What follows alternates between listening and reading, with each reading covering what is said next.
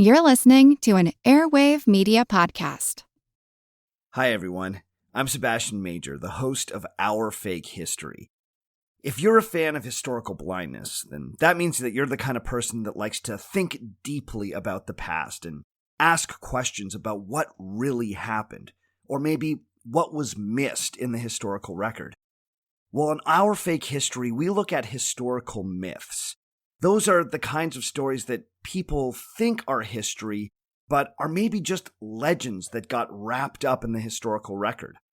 I also look at stories that people think are fictional, like the legend of the Trojan War, or the story of the Pied Piper, and I try and figure out if there's a real historical event at the heart of them. You ever heard that old story that Napoleon shot the nose off the Sphinx? Or that Shakespeare was an illiterate fraud, or that Queen Elizabeth was actually a man? Well, those are the kinds of things that we explore on Our Fake History. So if you think that might be for you, then check out Our Fake History wherever you get your podcasts. All right, without any further ado, please enjoy Historical Blindness. Starting a business can seem like a daunting task, unless you have a partner like Shopify. They have the tools you need to start and grow your business. From designing a website to marketing to selling and beyond, Shopify can help with everything you need. There's a reason millions of companies like Mattel, Heinz, and Allbirds continue to trust and use them. With Shopify on your side, turn your big business idea into... Sign up for your $1 per month trial at shopify.com/special offer. From the creators of the popular science show with millions of YouTube subscribers comes the Minute Earth podcast. Every episode of the show dives deep into a science question you might not even know you had. But once you hear the answer, you'll want to share it with everyone you know. Why do rivers curve? Why did the T-Rex have such tiny arms? And why do so many more kids need glasses now than they used to? Spoiler alert, it isn't screen time. Our team of scientists digs into the research and breaks it down into a short, entertaining explanation, jam-packed with science facts and terrible puns. Subscribe to Minute Earth wherever you like to listen.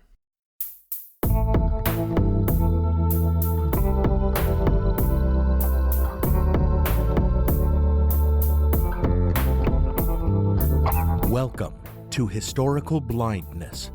I'm Nathaniel Lloyd, and I'll be bringing this congressional investigation into the assassination of Martin Luther King Jr. to its conclusion today.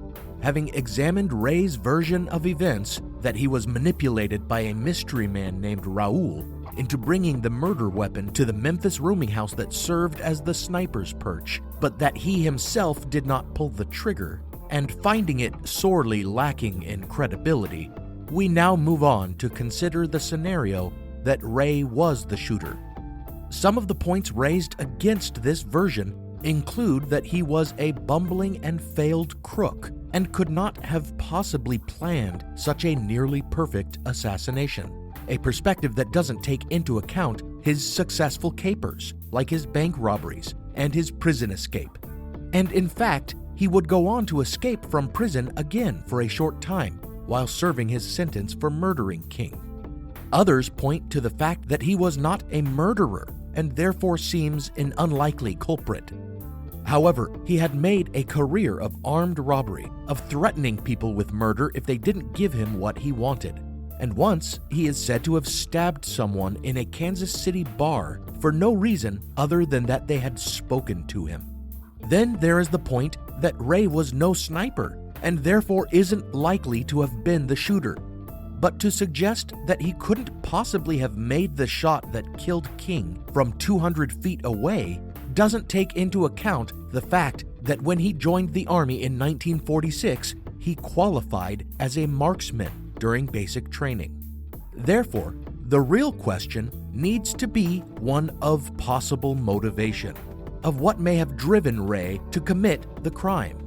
He claims that not only was he not aware that Dr. King would be in Memphis at the same time as he would be there, but also that he didn't really know who Martin Luther King was, and that he certainly never talked about him.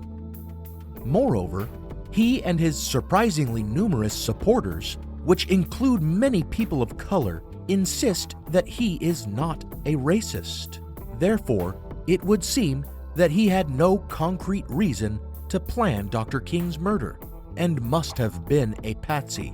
But are his supporters only seeing what he wants them to see? And what evidence is there to belie his true motivation? Thank you for listening to The Killing of Dr. King, Part 3, Ray's Reasons.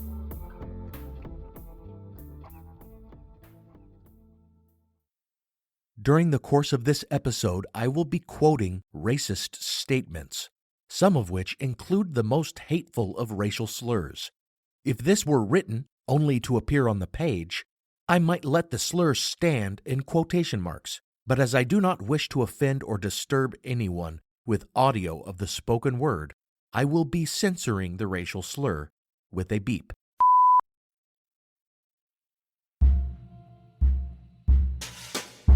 Expectedly, after his arrest, Ray was grilled about his feelings toward African Americans in an effort to ascertain whether racism was a driving factor in his assassination of Dr. King. Did he hate black people? Was he connected to white supremacist organizations? Ray has always consistently denied any racist views, though his denials often included odd quibbling and admissions of feeling estranged from people of other races. What about the charge that you're a racist? Always have been. If I ever went before a jury and tried to pretend like that I would spend a lifetime as a humanitarian and ministering to the poor and all that stuff, they know I was either crazy or lying. So there's a lot of self-segregation in the United States. I think a good example is probably in federal prisons. No, but what we're driving at is something deeper than that. Yeah, you're talking about that you hated black people, always hated black people. Well, I think that's nonsense. I think I usually judge someone you have on these, the individual person, but I think there is an instinctive tendency to associate people that you have something in common with, your background, things like that. I don't think that's means you plotting to kill the other person or anything like that, but it's just it's an inconsequential thing, what I consider. Which one might take as the equivocation of a guilty mind or as an attempt at complete honesty. Certainly, many African American believers in a conspiracy have embraced the idea that Ray harbored no hatred toward them. He was not a racist. Andrew Young visited him. Ralph Abernathy went to visit him. Jesse Jackson made a visit to him. And there was a consensus among us that this man was not a racist. Yet a close investigation into James Earl Ray's past, as Gerald Posner provides in his book Killing the Dream, which I've relied on extensively in this series, turns up some real evidence that Ray's ideas about race tended toward bigotry all his life. He grew up in a poor little area of Missouri that some called Little Dixie, as it had been settled by Southerners and had a strong Ku Klux Klan presence. Although Ray himself has never been connected to the Klan, beyond the fact that later in life he accepted the representation of a famously Klan-associated attorney, he did evince some social and political ideas that would line up perfectly with that notorious hate group. While working at a tannery in 1944, he befriended a German named Henry Stumm, who spoke admiringly of Hitler and the Nazis. It has been reported by people who knew Ray during this period, including one of his brothers, who shared some damning information about Ray with book authors before later denying he had said them, that it was during this time that James Earl Ray developed an intolerance of and hatred toward Jews and African Americans. From his point of view, again according to statements made by his own brother, Ray believed that the U.S. would be a better place if Nazis took control because they would ensure that it would be a racially homogeneous nation, all white. He thought not that they would exterminate all other races, but that they would exile them, deport them to some other country. In fact, so charmed was he with Nazi race politics that when he joined the army after the war had ended, he requested to be stationed in occupied Germany, where more than one family member assumed he hoped to learn from or even support the Nazis.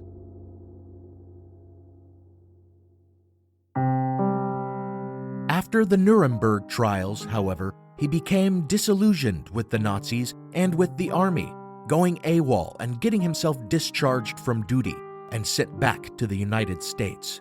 On the ship back, he was enraged, according to one of his brothers, because black soldiers who had married German girls were put in first class, while single white soldiers like himself were left in second class. Once home, Ray turned to a life of crime, and some who knew him said he developed an unreasonable hatred for African Americans, making occasional statements about how they should all be kicked out of the country, or even that they ought to be killed. This bigotry apparently continued or even worsened during his time in prison. Beyond the statements of his brothers and others close to him, some of which have since been recanted, some 24 men who served with Ray testified to his hostility toward black people. In fact, his animosity kept him from taking advantage of the opportunity to get out of his cell at Leavenworth and enjoy more freedom. In 1957, he had the chance to live on the prison's honor farm, but he refused because it was integrated, and apparently he much preferred the segregated living arrangements of the prison. Then, while serving a sentence at Missouri State Penitentiary, he refused to attend any sporting events because the teams were comprised mostly of black players. And he once said of a black guard that worked his cell block, quote, "That's one that should be dead," end quote. And upon hearing of JFK's assassination, he remarked, quote, "That is one loving SOB that got shot," end quote. After his escape from the penitentiary, during his time courting Claire Keating in Montreal, Keating remembered their conversations turning to race and to black people specifically, saying that Ray told her, quote, "You got to live with to know them," end quote, adding that everyone who knows them hates them. And after that, Ray again showed his true colors to the next woman he spent any significant time with, a prostitute in Mexico. One night, while drinking at a cantina, Ray seemed bothered by the fact that 4 black men had come in to drink at the same establishment. He began insulting and provoking the men before leaving the bar and coming back in to abuse them more. Returning to his seat, he had his companion feel inside his pocket, where she found that he was now carrying a pistol. One of the black patrons approached him and tried to make peace, but Ray snubbed him. Eventually, Ray drove all 4 men from the cantina with his disrespect, and he would have gone after them if his companion hadn't stayed him by convincing him that police would be making their rounds.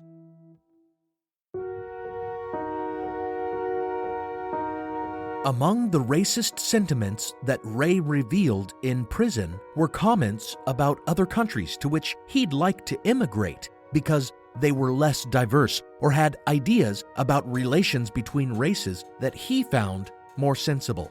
For example, he told other inmates that he was considering moving to Australia because, as he understood it, there were no black people there. And he spoke a lot about the country of Rhodesia, a southern African nation built on harsh segregationist laws that was frequently in the news at the time because of its social and political turmoil. Here's the story of Rhodesia, a land both fair and great. On the 11th of November, an independent state. This was much against the wishes of certain governments, whose leaders tried to break us down and make us all repent. But we're all Rhodesians and we'll fight through thick and thin. We'll keep our land a free land, stop the enemy coming in. We'll keep them north of the Zambezi till that river's running dry. And this mighty land will prosper, for Rhodesians never die. There, some 200,000 whites had maintained their extravagant lifestyles and their hegemony over the more than 3 million black native inhabitants by refusing to concede to black rule like the rest of the British colonies in Africa. Under Prime Minister Ian Smith, the colony declared a unilateral declaration of independence and broke away from Britain. The era of civilized control in southern Rhodesia isn't estimated in a period of 2 years, as some people have tried to, We don't even stretch the era of civilization in southern Rhodesia to 100 years. As far as we are concerned, it has got to be for all time. And then, of course, ladies and gentlemen, that means only one thing: independence.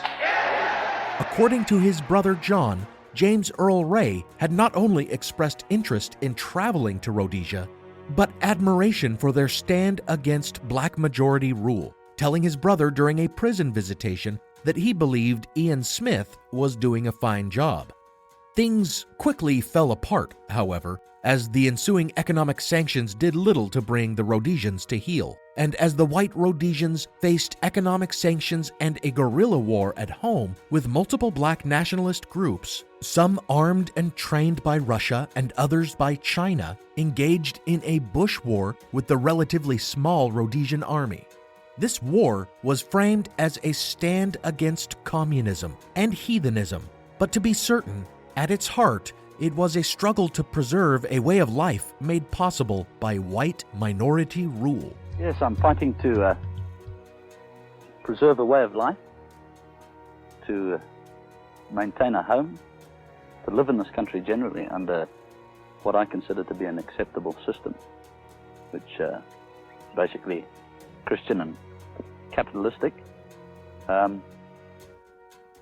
If the rest of Africa is an example of the alternatives to this particular system, and if that is what communism represents in general, then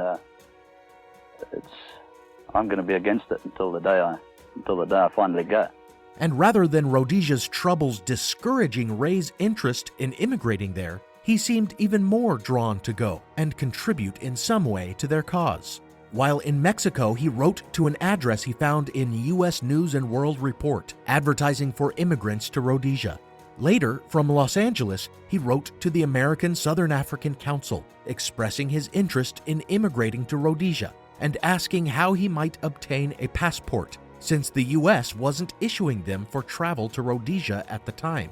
And then to the Friends of Rhodesia, Orange County chapter, purchasing a subscription to a pro-Rhodesian publication called the Rhodesian Commentary, and asking further questions about immigrating there. Indeed, his flight to Europe after the assassination seems to have been an effort to make his way to Africa and offer his services as a mercenary. After his London bank robbery, he flew to Lisbon, which was a hotspot at the time for recruiting white mercenaries to fight in Angola's civil war. In Lisbon, he visited the South African embassy and asked them about mercenary recruitment. But finding that they were no longer recruiting, he went to the Rhodesian Mission and the Legation for Biafra, making clear his desire to join a white mercenary group at each location. Thereafter, when he was caught with his pistol back in London's Heathrow Airport, he said he was carrying it because he intended to make his way to Rhodesia, where it was quite dangerous. Judging from these actions, it would appear that his plan to go to Africa centered either on some ideological desire to support a country fighting for white supremacy, or on some deep yearning to shoot at black Africans.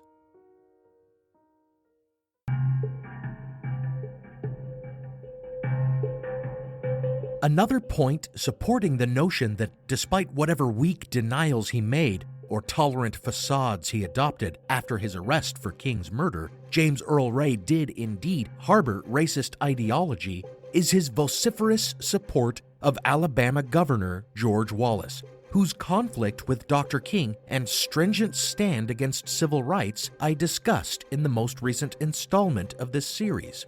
By the time Ray escaped from Missouri State Penitentiary, Wallace was concentrating on a bid for the presidency of the United States. His populist campaign has been aptly compared to the campaign of Donald Trump numerous times by numerous historians, like Wallace biographer Dan Carter and presidential historian Ronald Feynman, as well as by respected news organizations, including the New York Times and National Public Radio. Like Trump, Wallace fanned the fires of resentment and fear of progressive social change, in his case specifically over the Civil Rights Movement and its recent legislation, calling the Voting Rights Act quote, one of the most tragic, most discriminatory pieces of legislation ever enacted, end quote, and bemoaning the civil rights legislation for setting, quote, race against race and class against class, end quote. With this reactionary message, he drew massive crowds to disorderly rallies, just like his 2016 counterpart. And like Trump, he appealed to the poor white demographic, suggesting that politicians in Washington were out of touch with the people and that they had a rude awakening coming. But I want to tell these national parties this: they're going to find out there are a lot of rednecks come November 5th in this country, and they've used us as a doormat long enough. As were Trump's rallies, Wallace's were troubled by protesters who called him a racist, and whom Wallace mocked from his lectern. I love you too, I sure do. Oh, I thought you were a she, you a he, oh my goodness. While Trump called his followers to make America great again, Wallace urged his supporters to stand up for America. From north to south to east to west, listen and you'll hear the voice of George C. Wallace ringing loud and clear. He's speaking to America, his words are wise and true. And if you really love your country, here's what you'll do. Stand up for America. Let's vote to keep it free. We're about to be destroyed by a great society. There's rioting and looting, and the cities are being burned. How much more will it take for Washington to learn? It's almost as if Trump was working from a George Wallace playbook when he decided to declare the press his opposition and spend more time discrediting them than his opponents. Everywhere he goes these days, Wallace gives the impression that his real opponents in this election are not Nixon and Humphrey, but the polls and the press. Wallace spends almost as much time attacking pollsters and reporters and editors as he does the other presidential candidates. You newsmen have a fit, run on over there. They are more interested in 2 or 3 pickets now than thousands of people here, and that's what they show on television. And much like Trump, he surprised many pollsters and analysts with his unexpected success, winning some 10 million popular votes and carrying 5 states.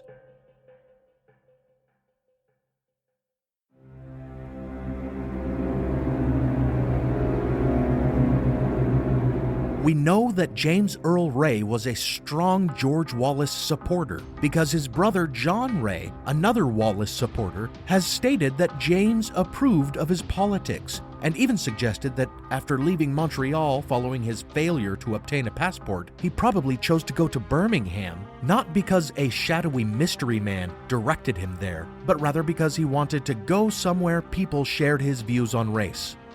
After his sojourn in Mexico, Ray ended up in Los Angeles at the same time that Wallace was holding his raucous rallies up and down the state of California, and it would be no stretch to think he attended one of them. But even if he didn't, we know that he read the Los Angeles Times, which devoted much column space in those months to Wallace's effort to get his third party on the California ballot. And we know that in establishing his Eric S. Galt alias in LA, he told people he was in town working for the Wallace campaign. In fact, he even appears to have done some stumping for them, of a sort. It turns out that his first trip to New Orleans from Los Angeles had not been made in order to rendezvous with Raoul, a character that he never mentioned to anyone until after his capture, but rather he made it as a favor to a woman he'd met, driving her brother, and another friend there to retrieve her 2 daughters. But before he would take them, he demanded that all 3 sign a petition to get Wallace on the ballot. Finally, there is the indication that Ray may have been planning Dr. King's assassination long in advance, and that George Wallace was an integral part of that plan.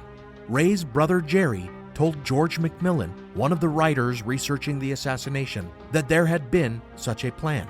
and that Ray chose to establish his Eric S. Galt identity in Birmingham after returning from Canada because, much like Donald Trump can be counted on to use his pardon power as a sort of political patronage, James Earl Ray assumed that if he murdered Dr. King in Alabama, Wallace would make sure he went free.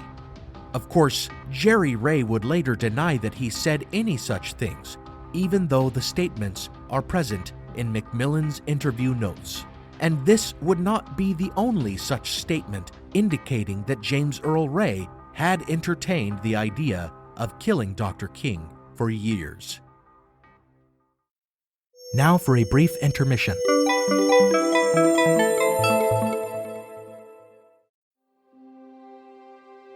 Hi there, my name is Samuel Hume, and I have just launched a new podcast called Pax Britannica.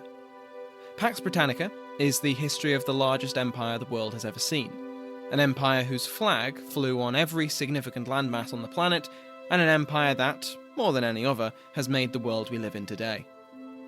Beginning with the reign of James VI and I of Scotland, England and Ireland, Pax Britannica will be a chronological history of the British Empire. From its early and tentative footholds in the New World, to the famous British peace of global hegemony, and into its disintegration during the 20th century. 400 years of conquest, trade, colonization, piracy, revolutions and rebellions, slavery, technological marvels, and the rise of the modern world. If any of that sounds interesting to you, give Pax Britannica a try. Available on iTunes, Apple and Google Podcasts, Spotify, Stitcher, and everywhere else you find good podcasts. Thanks to Nathan for allowing me on his show, and to you for listening. Enjoy the rest of the episode. As listeners of Historical Blindness, you're no strangers to the fact that history is a lens through which we can better understand the present. Or as Shakespeare put it, what's past is prologue. History is the indispensable context without which we cannot hope to truly understand current events. You understand that, and so do the creators of the American Scandal podcast. Every season, they immerse listeners in the biggest controversies in U.S. history, helping us understand America's dark side and learn from its troubled past. Its latest season, Ruby Ridge Standoff, delves into an incident that sowed the seeds for the rise of the modern radical right. It transports you to 1992, where in a remote corner of Idaho, federal law enforcement surround a small cabin. They've come for Randy Weaver, a survivalist who took his family to the mountains in anticipation of the apocalypse. A simple weapons charge brought the agents here, but the situation is about to explode into a deadly and tragic standoff that will later become a rallying cry for far-right extremists, fueling distrust and violent anti-government sentiment for decades.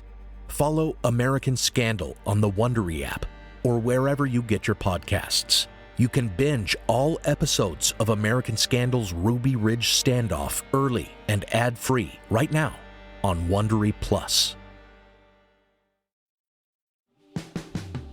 Every summer, I'm careful to avoid getting burned. My summer plans always include applying sunscreen so I can attend barbecues and protests without worrying about getting scorched. And when I make my plans by making phone calls, I also don't want to get burned by an outrageous wireless bill. That's why I switched to a Mint Mobile plan and saved enough to take a summer vacation. With Mint, I found no difference in speed or coverage, just a big difference in cost. And right now, you can switch to a Mint wireless plan like me to avoid sweating those surprise charges and overages. You'll just be chillin' with Mint's offer of 3 months premium service on the nation's largest 5G network for just $15 a month. With high-speed data and unlimited talk and text, it might just be the coolest thing happening this summer. This year, skip breaking a sweat and breaking the bank. Get this new customer offer and your 3-month unlimited wireless plan for just $15 a month at mintmobile.com/blindness. That's mintmobile.com/blindness. Upfront payment of $45 required, equivalent to $15 a month. Limited time new customer offer for first 3 months only. Speeds may slow above 35 gigabytes on unlimited plan. Taxes and fees extra. See Mint Mobile for details. Now, back to the show.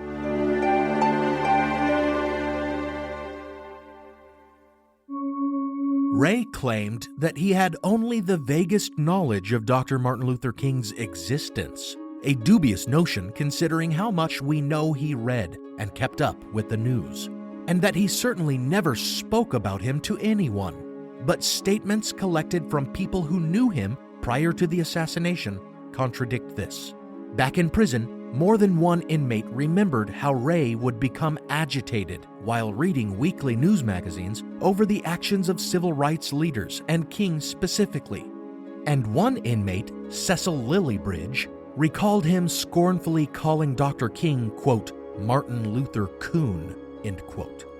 Likewise, statements made by Ray's brothers, Jerry and John, who had visited him in prison and appear to have rendezvoused with him more than once after his escape, indicate that James Earl Ray was more than aware of Dr. King, that he was actually entertaining ideas about killing him.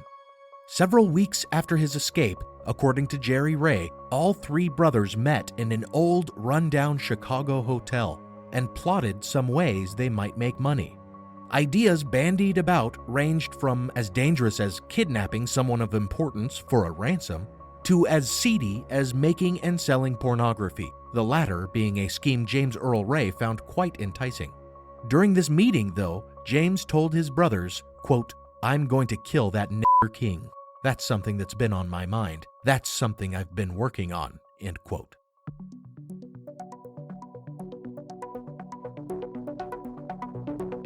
According to their story, told to author George McMillan, both brothers refused to have anything to do with this plot, and later, both brothers claimed such a meeting had never taken place and denied they'd ever told McMillan it had.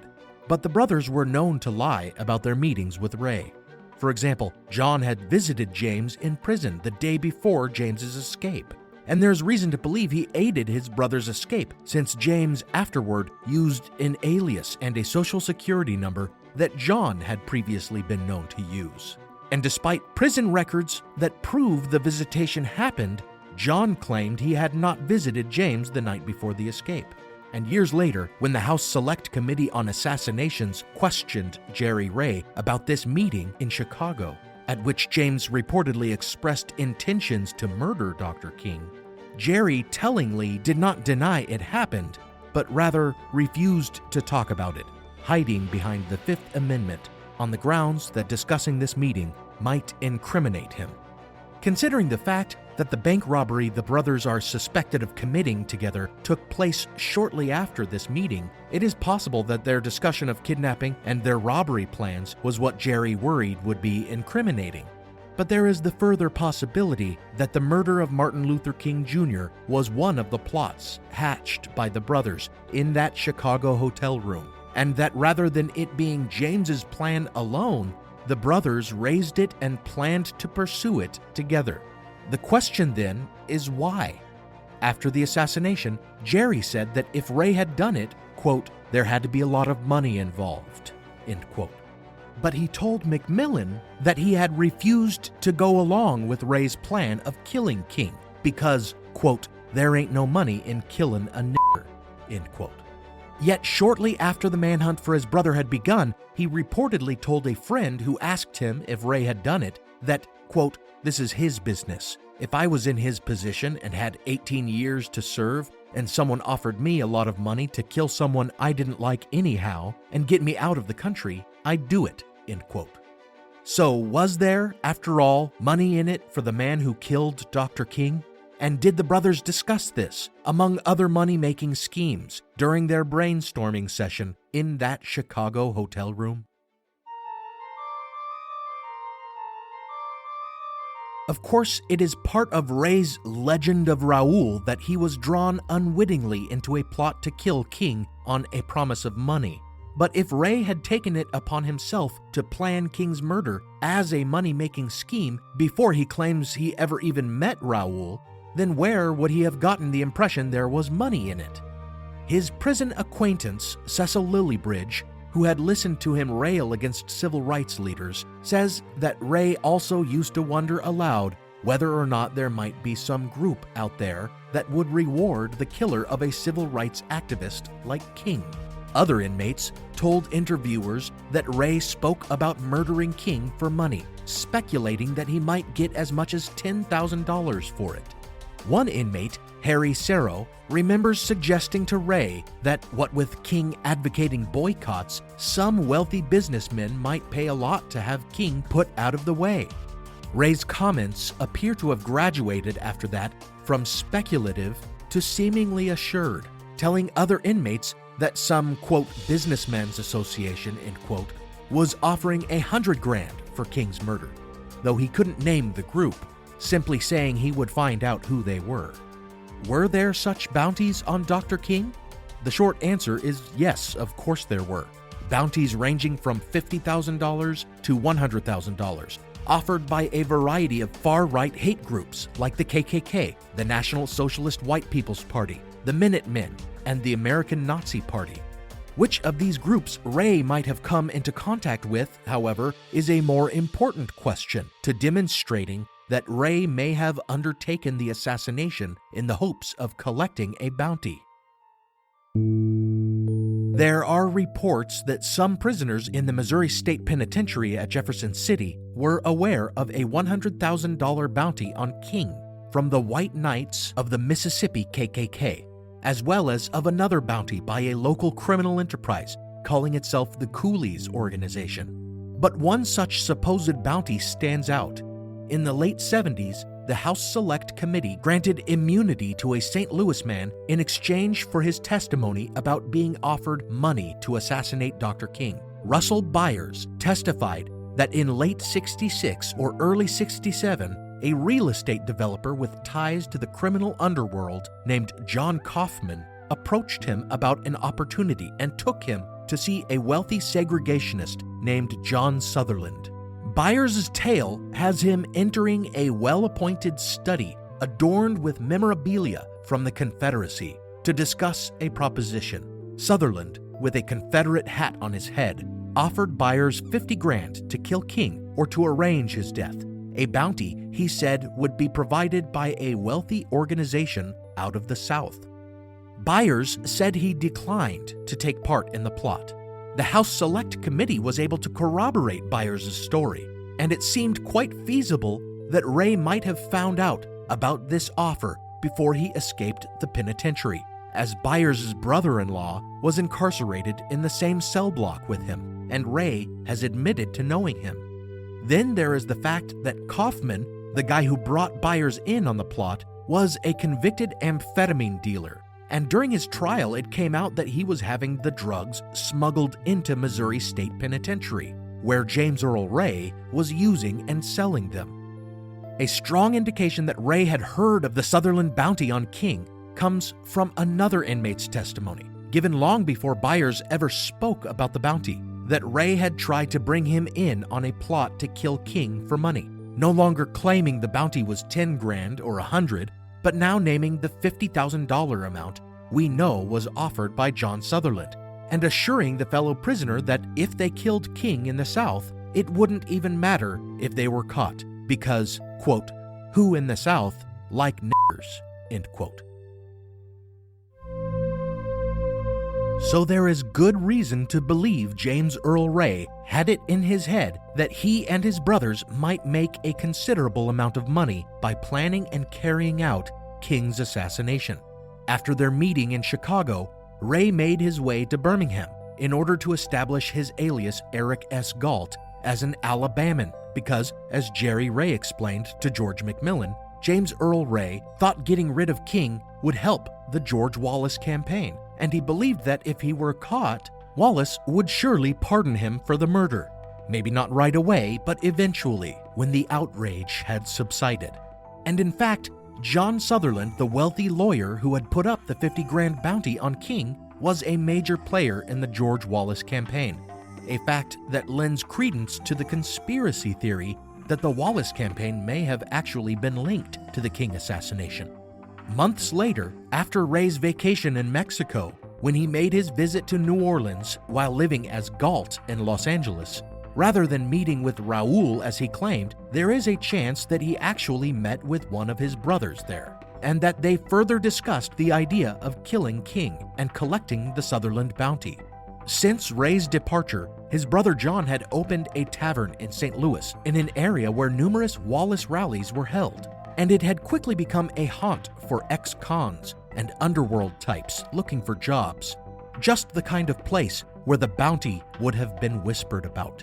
Then, after Ray's visit to New Orleans, John converted the tavern into a Wallace campaign center, distributing literature and helping to register voters.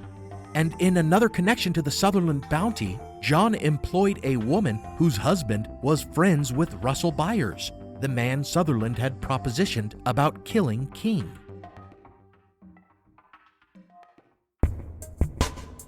After Ray's visit to New Orleans, there are clear signs that he wasn't just looking forward to skipping the country or engaging in some more light smuggling, but rather planning something big.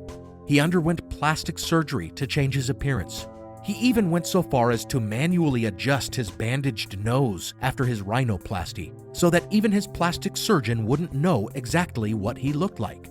He would later explain that he did this because he expected soon to show up on the FBI's most wanted list, a rather telling excuse, since surely he didn't think a small-time escaped armed robber would be placed on the most wanted list so long after his escape, unless he had it in his head that he would soon be committing a far more heinous and high-profile crime. As James Earl Ray prepared to leave LA, Dr. Martin Luther King visited the city and spoke at numerous events over the course of a couple days. And I say to you that our goal is freedom. I believe we're going to get there, however difficult it is.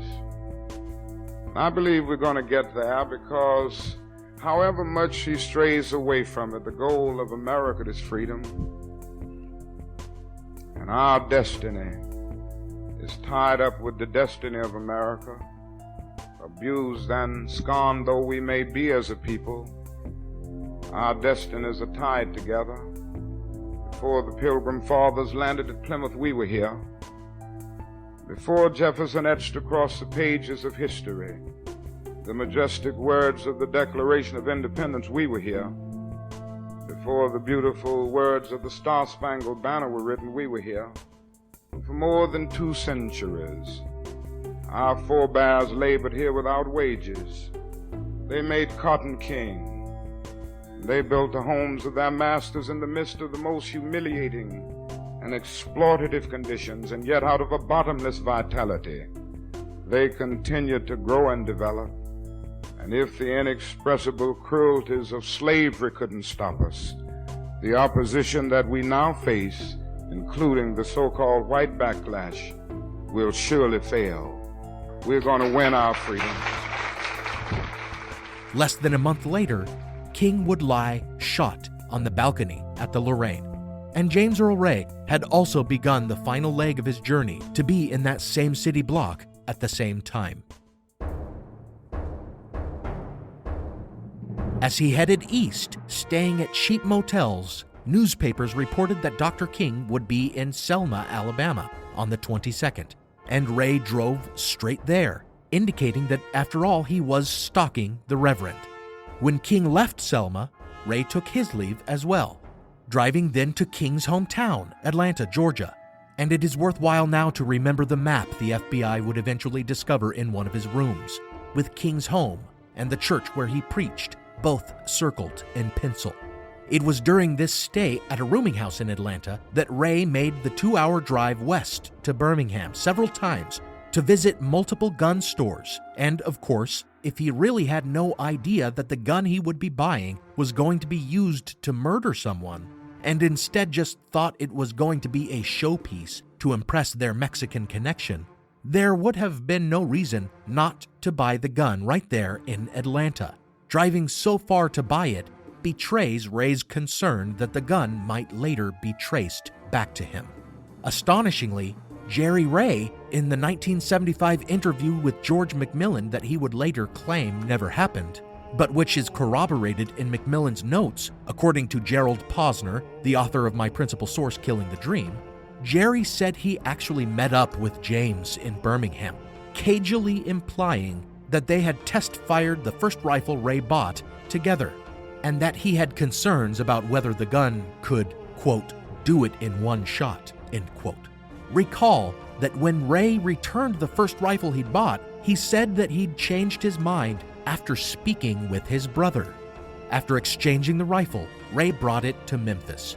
There is some debate over when Ray left for Memphis with the rifle, whether it was before or after the announcement that King was returning to that city for another march, but we know that he only arrived at the New Rebel the night before the assassination.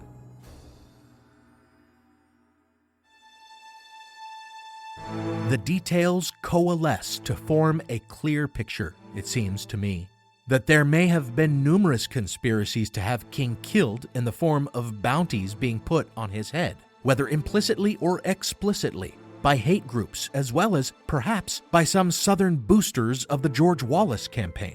But that Ray was not necessarily part of those conspiracies in the sense that he may only have heard of the bounties second or third hand, and undertook to murder King with the hope of collecting on them after the fact.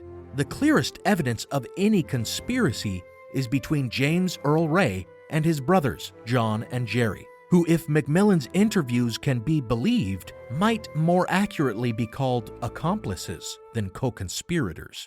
And there is little reason to trust known dissemblers and convicted felons over George Macmillan, whose journalistic work appeared in the most distinguished of publications, including the New York Times, the Washington Post, and the Saturday Evening Post.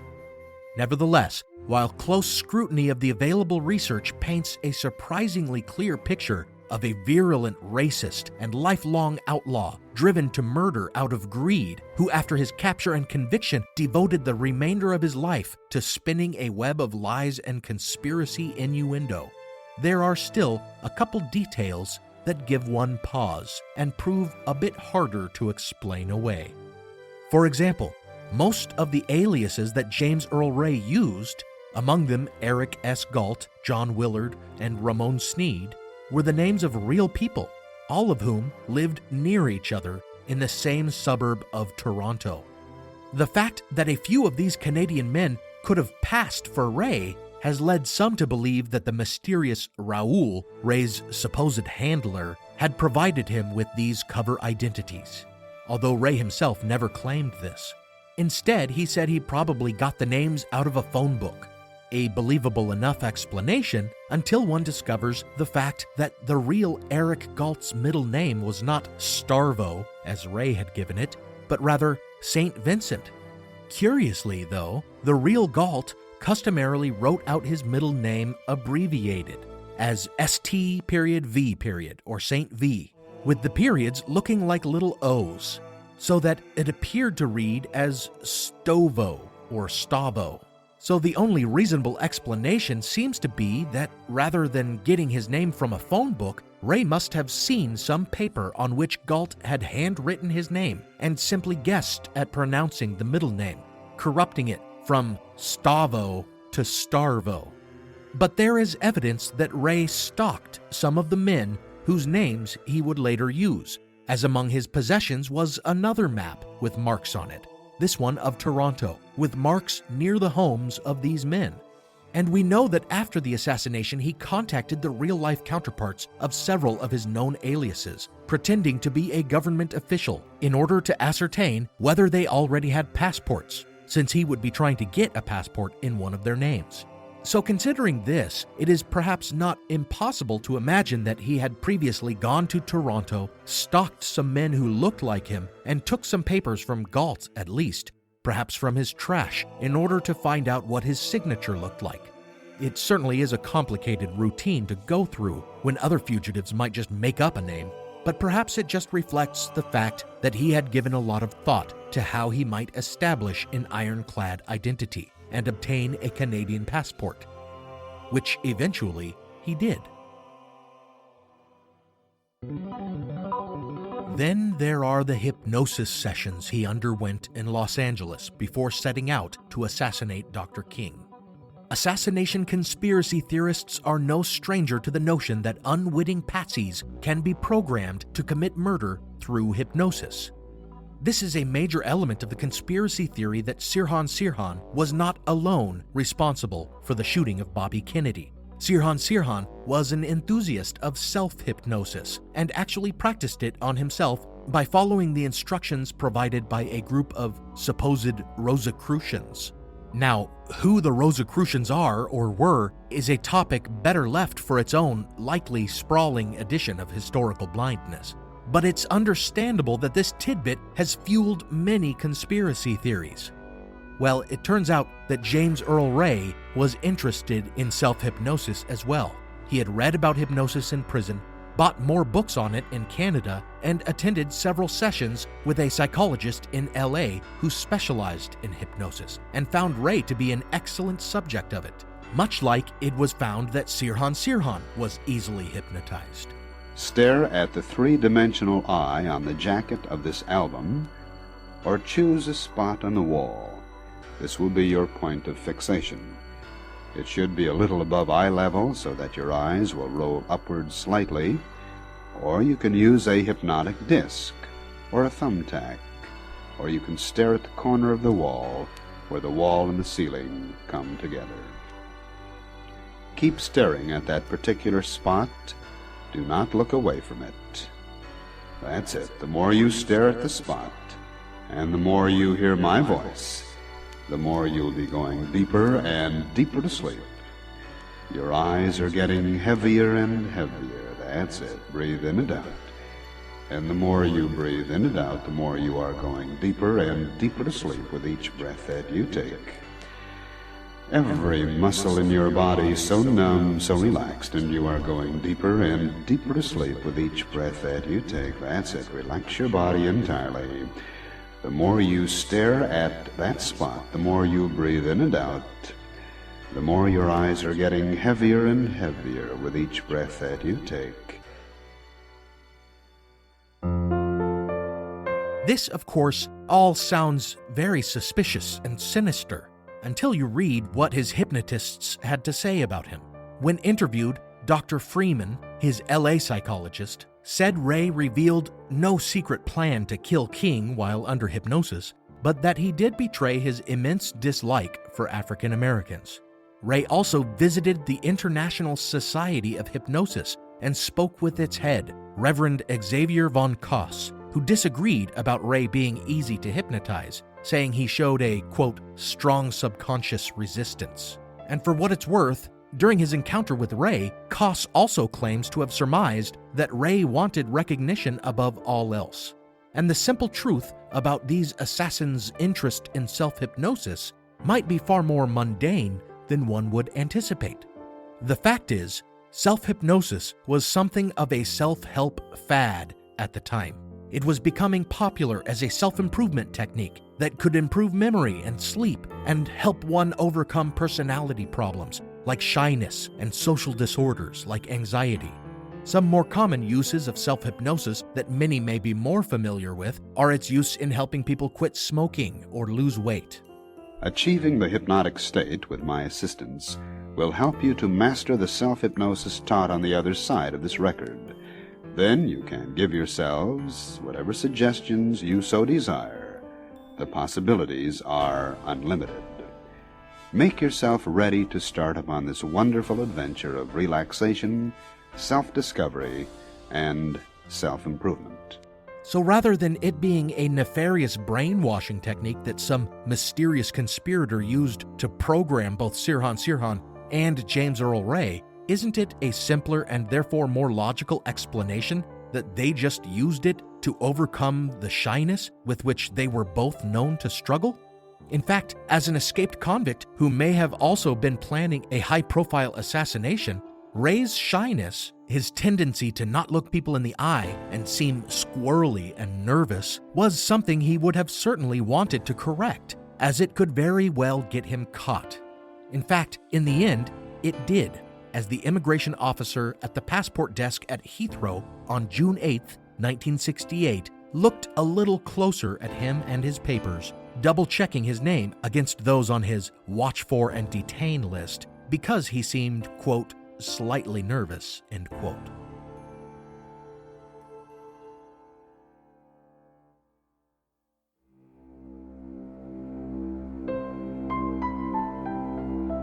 Time, it is said, marches on, and like the marchers at whose head Dr. Martin Luther King strode, it has gone on to remember him well.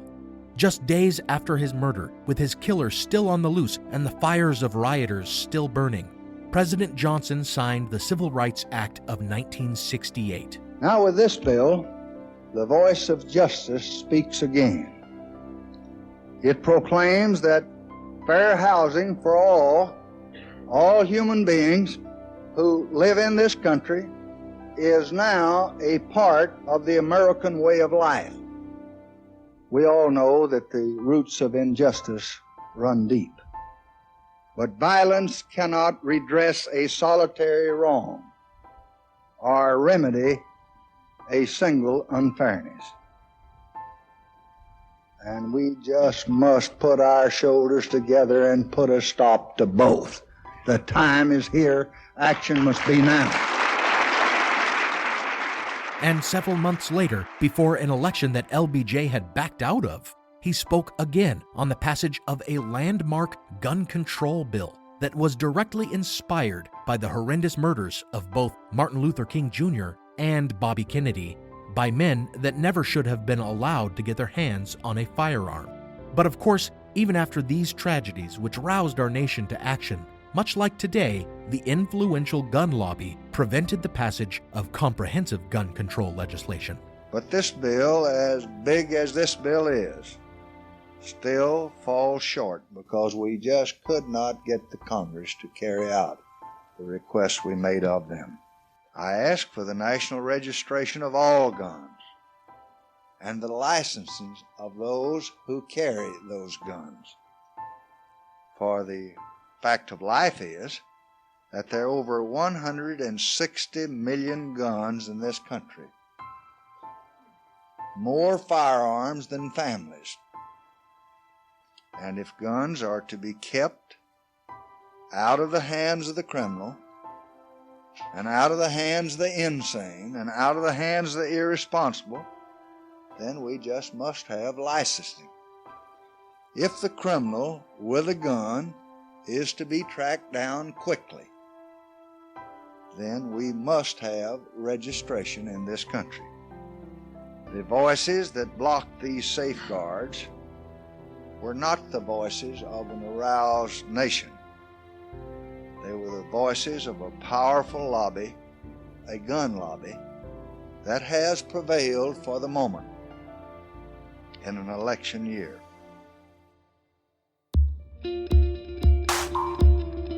Within weeks of the gun control bill's passage, we elected President Richard Nixon. After the failure of his presidential campaign, George Wallace returned to Alabama and licked his wounds, winning the governorship back in 1971 and once again campaigning for president in 1972, when he became the victim of his own assassination attempt.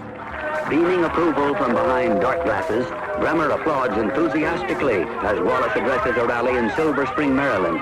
Then, as the governor of Alabama moves out to press flesh with his followers, a hand pokes a gun through the crowd.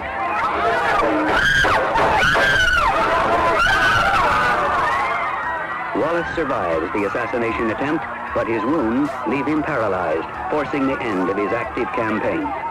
Unlike King, surviving the attempt, he lived to the age of 79. Despite publicly moderating his views on race, Wallace is not remembered well, unlike Dr. King, who is popularly viewed today as a visionary, a hero, a saint, and a martyr. As for James Earl Ray, he died in 1998 at 70, failing to ever win a new trial despite decades of sowing doubt about his guilt. Nevertheless, speculation about Ray's innocence and the possibility of a conspiracy will not die. Join me next time for a Blind Spot episode exploring a twist in the case that helped convince many including some people who had been surprisingly close to Dr. King himself, that James Earl Ray was innocent. And patrons, be on the lookout for another exclusive blindside, all about the theory that a military hit squad was dispatched to kill King.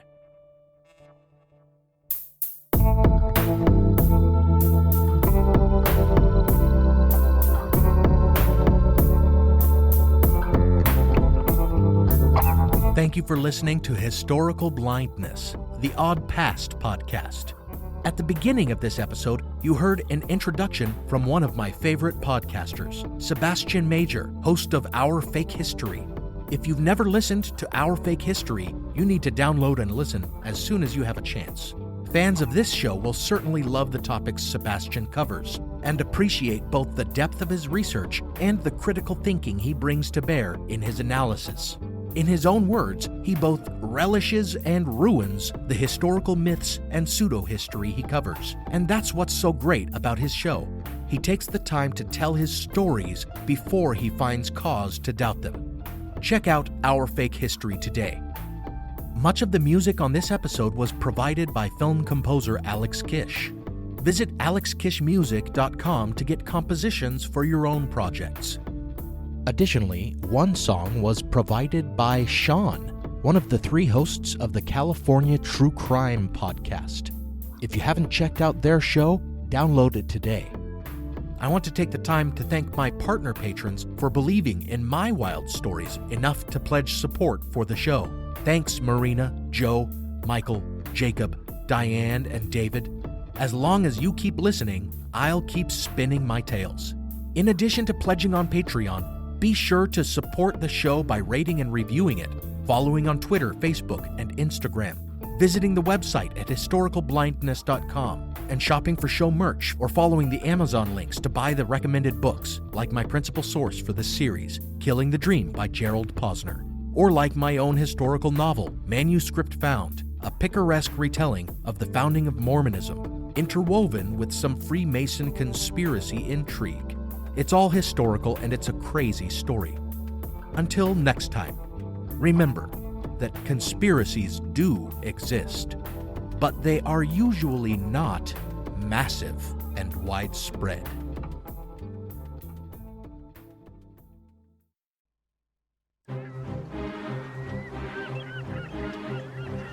Hello, this is Matt from the Explorers Podcast. I want to invite you to join me on the voyages and journeys of the most famous explorers in the history of the world. These are the thrilling and captivating stories of Magellan, Shackleton, Lewis and Clark, and so many other famous and not so famous adventurers from throughout history. Go to explorerspodcast.com or just look us up on your podcast app. That's the Explorers Podcast. What does Sputnik have to do with student loans? How did a set of trembling hands end the Soviet Union? How did inflation kill moon bases? And how did a former president decide to run for a second non-consecutive term? These are among the topics we deal with on the My History Can Beat Up Your Politics podcast. We tell stories of history that relate to today's news events. Give a listen. My History Can Beat Up Your Politics wherever you get podcasts.